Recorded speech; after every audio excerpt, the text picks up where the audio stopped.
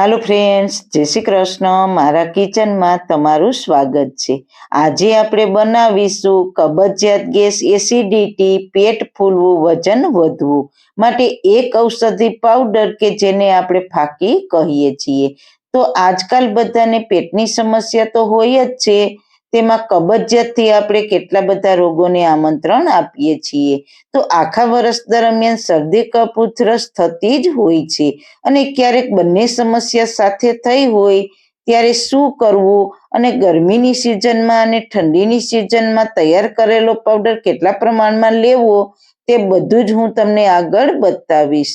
તો આ બધા જ રોગોને દૂર કરનાર ઔષધિ પાવડરની રેસીપી આજે તમારી સામે શેર કરવા જઈ રહી છું. તો ચલો રેસીપી સ્ટાર્ટ કરીએ. રેસીપી સ્ટાર્ટ કર્યા પહેલા જો તમને મારી રેસીપી ગમતી હોય ને હજુ સુધી ચેનલને સબસ્ક્રાઇબ ન કરી હોય તો પ્લીઝ સબસ્ક્રાઇબ કરજો અને બાજુમાં આપેલ બેલ આઇકન પ્રેસ કરજો, એટલે નવી નવી રેસીપીના નોટિફિકેશન મળતા રહે. સૌથી પહેલા ઔષધિ પાવડર બનાવવા માટે કડાઈમાં 3 ચમચી અજમા લઈશું.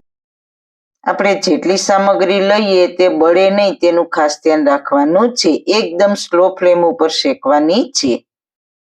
અને જાડા તળિયાવાળી કડાઈ લેશું અને સતત હલાવતા રહીશું. વધારે નથી શેકવાના, માત્ર હલકી હલકી સુગંધ આવે ત્યાં સુધી શેકીશું. આ રીતના સતત હલાવતા રહીશું. અજમાથી આપણને ઘણા બધા ફાયદા થાય છે, જેવા કે ગેસ થવો, પેટનું ફૂલી જવું, કબજિયાત થવું, કફ થવો. આ બધી સમસ્યાનો સચોટ ઈલાજ આ અજમામાં છે. સાથે સાથે પેટમાં જમેલી ચરબીને પણ ઓગાળશે અને તમારું વજન વધતું અટકાવશે. અજમાના તો જેટલા કહીએ તેટલા ફાયદા ઓછા છે. તમને એવું થશે કે અજમા તો ગરમ છે, તો ગરમીની સિઝનમાં કઈ રીતના ખવાય અને એસિડિટી થાય ત્યારે કઈ રીતના તેને ઉપયોગમાં લઈ શકાય.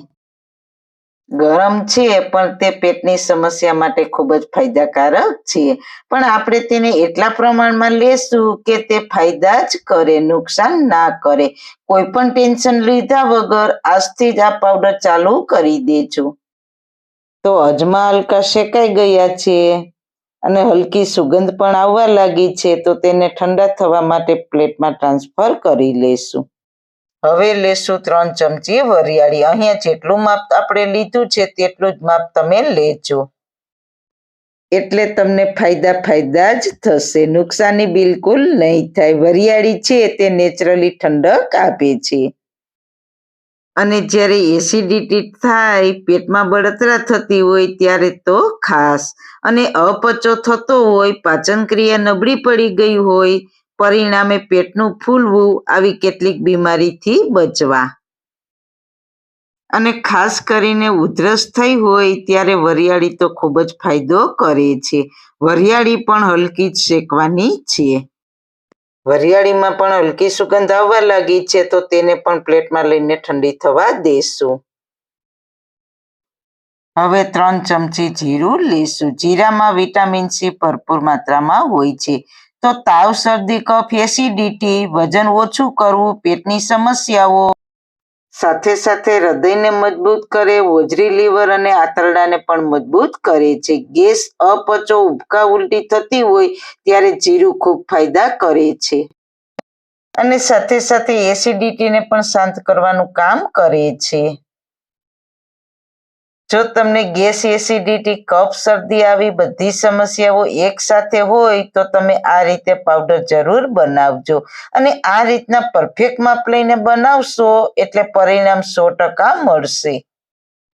જીરું પણ હલકું શેકાઈ ગયું છે, તો તેને પ્લેટમાં ઠંડુ થવા રાખી દેશું.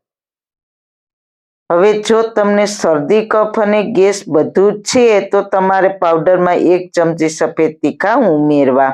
સફેદ તીખા પેટની અને કફની બીમારી માટે ખૂબ જ ફાયદાકારક છે, તો ખાસ એક ઔષધિનું કામ કરે છે. પણ તીખા સ્વભાવમાં થોડા ગરમ છે, તો ખાસ ગરમીની સિઝનમાં ના લેવા, ઠંડીની સિઝનમાં 1 ચમચી ઉપયોગમાં લેવા. અને જો તમને સાથે કફ, શરદી હોય તો જ લેવા. સાથે તમને પેટમાં દુખાવો થતો હોય, પેટમાં વીટ આવતી હોય તો ઉપયોગમાં લેવા, અને એ પણ શિયાળા અને ચોમાસામાં જ ઉપયોગમાં લેવા. જો તમને પિત્ત થતું હોય તો તમારે તીખાનો ઉપયોગ ઠંડી સિઝનમાં કે ગરમ સિઝનમાં ક્યારેય ના કરવો. તો તીખા હલકા શેકાઈ ગયા છે. હવે બધા મસાલા ઠંડા થઈ ગયા છે તો તેનો મિક્સર જારમાં દરદરો પાવડર તૈયાર કરી લેશું. તો પહેલા વરિયાળી જીરું અને અજમા લેશું. અને હવે જો કફ છે અને ઠંડી સિઝન છે અને પિત્ત નથી તો તમે તીખાનો ઉપયોગ કરજો, નહીતર ના કરતા. એ વાતનું ખાસ ધ્યાન રાખવાનું છે.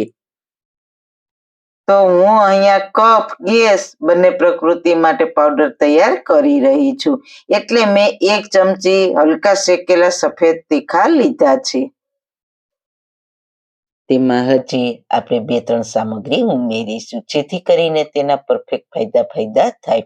તેમાં 1 ચમચી સંચળ પાવડર ઉમેરીશું, 3 ચમચી અજમા, 3 ચમચી વરિયાળી, 3 ચમચી જીરું, 1 ચમચી તીખાની સામે 1 ચમચી સંચળ પાવડર ઉમેરીશું.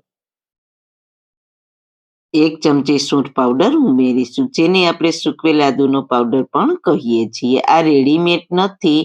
આ પાવડર મેં ઘરે આદુને સૂકવીને બનાવેલો છે. તેની રેસીપી મેં આગળ શેર કરેલ છે, જેથી કરીને એકદમ નેચરલ છે, જે અપચાને દૂર કરે છે અને પાચન ક્રિયાને પણ મજબૂત કરે છે.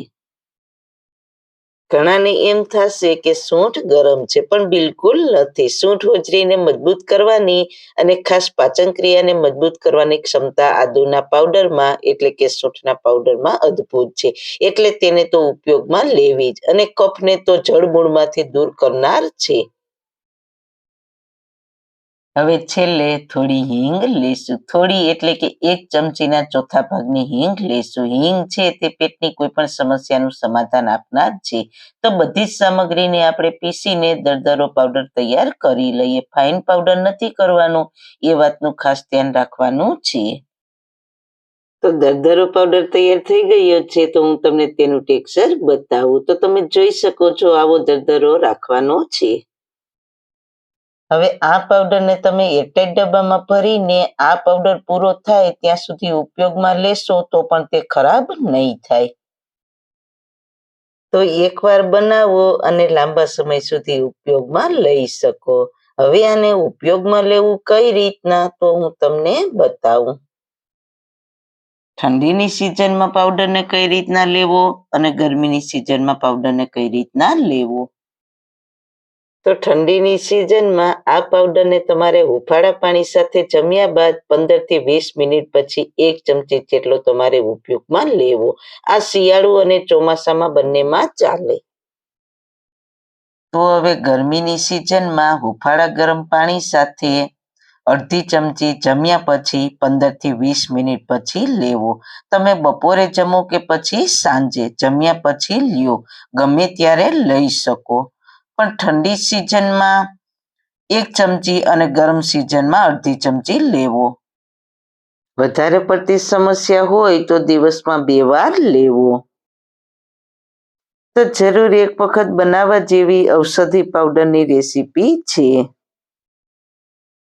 તો સારું ખાઓ, ખુશ રહો. આવી સરસ રેસીપી જોવા માટે તમારો ખૂબ ખૂબ આભાર.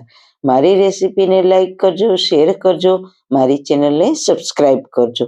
ફરી મળીશું નવી રેસીપી સાથે. જય શ્રી કૃષ્ણ.